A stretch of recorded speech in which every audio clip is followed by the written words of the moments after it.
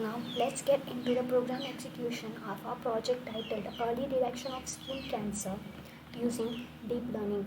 Before getting into our program execution, I would like to add up a short note that since our program has been compiled and which is executed under a GPU processor, since our laptop and desktop does not contain a GPU supporter, we run this program in a CPU,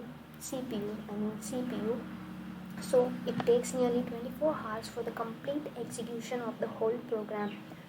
For keeping this in mind, we have splitted up our programs in a part by part, that is step by step process, and we have executed each step separately for the time consumption, because for executing the whole program we require 24 hours. So we doesn't have that much of time. We have cut shorted the program, and we are running the program in a step-by-step process in an online compiler. Now let's get into the program. We have coded the program in a Python language, and we have executed this language in an Anaconda Navigator software by using a Jupyter notebook.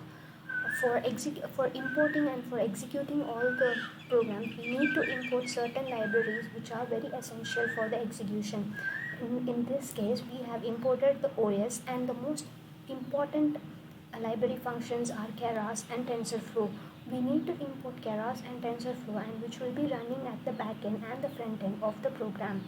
Now, the second step is divided as, now we are going to set the folder name.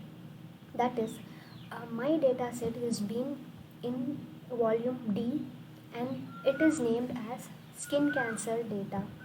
So I have named my folder as skin cancer data, and I have two different folders, test and train. In each test and train, I will be having the benign and melanoma images separately.